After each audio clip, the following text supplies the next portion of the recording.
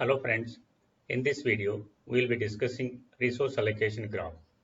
Before going to understanding resource allocation graph, we must know the multi-programming and deadlock definition. This is what I explained with examples in previous videos. There are two representations are available for finding the status of system, whether it is in safe or in an unsafe state, such as resource allocation graph and table representation. So there are two representations are available. One is a resource allocation graph and second one is a table representation. I can say these two are tools for finding the system whether it is in the safe state or unsafe state. That means whether it is in the deadlock state or not. So there are certain rules are there in the operating system. Resource request, once it will be allocated, use it. Once it will be used, it must be released. The sequence has to follow. What is the sequence? Resource request, resource use, resource release. What is a resource allocation graph? Resource allocation graph is a pictorial representation which clarifies to us what is the state of the system in terms of processes and resources. Like how many resources are available, how many are allocated, how many processes are waiting for resources. This is what we can easily to find with the help of a resource allocation graph. Let us look into this picture. This looks like graph. A graph is consisting of nodes and edges. You see here, what are the nodes are in this graph and what are the edges in this graph. That is what we will be discussing for understanding of resource allocation graph. When the edge is from the P1 to R1, then this is called a request edge. Or I can say this is called waiting edge. So that means P1 is waiting for the resource R1. When the edge is from the R1 to P2, and this edge is called assigned edge or allocated edge. Why means R1 is allocated to P2 or assigned to P2. So here is two different nomenclatures. One is assigned edge or allocated edge.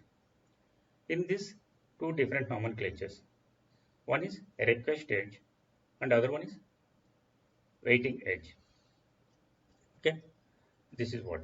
Let us look into the resources, R1 resource and R2 resource. The two resources means two different resources are in this graph. You see here is one symbol available in R1, a dot. A dot is indicating it is a single instance. Single instance is nothing but only one type resource is available. If there is one more dot, that means two instance. That means two instance.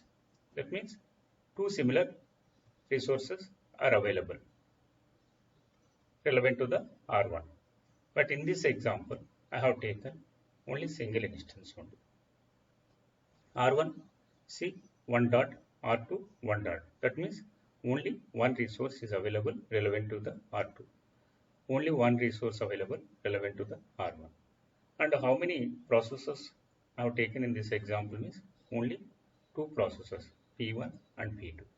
And resources R1 and R2 with single instance. So now we know the nomenclature of the graph.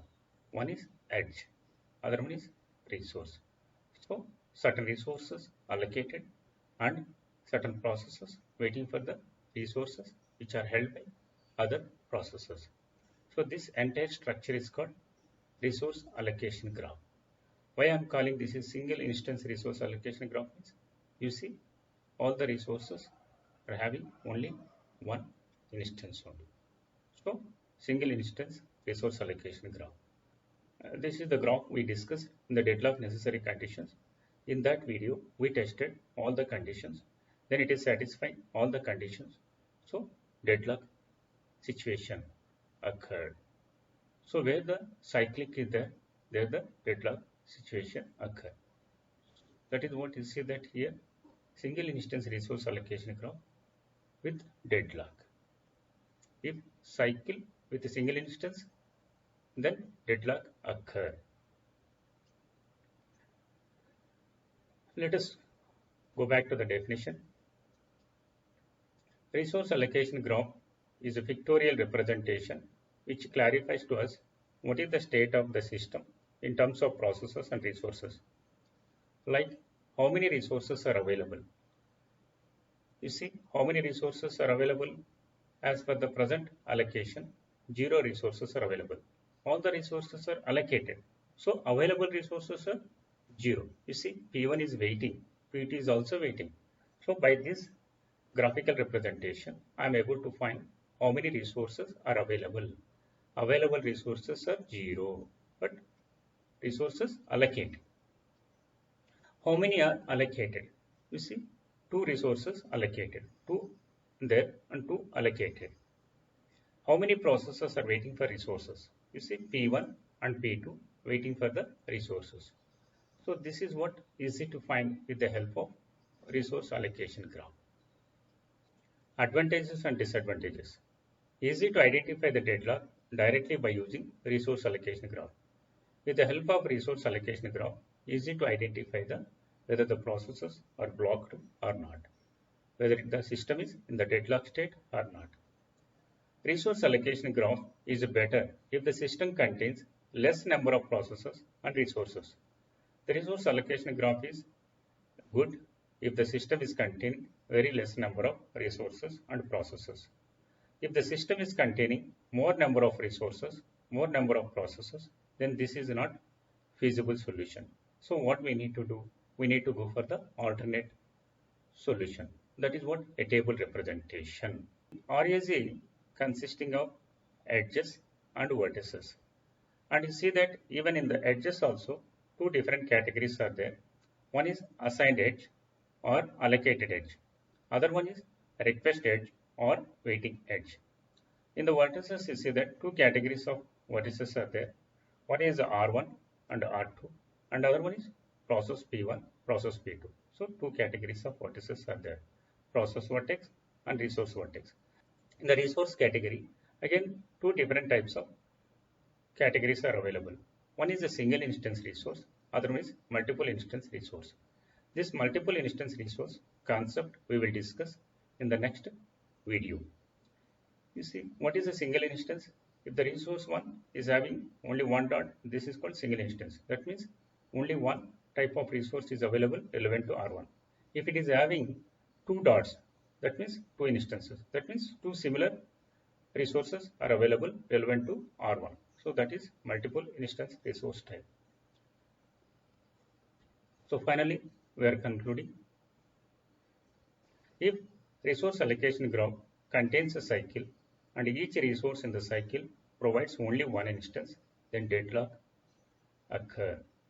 Let us say here in this example, each resource has a single instance only and also cyclic.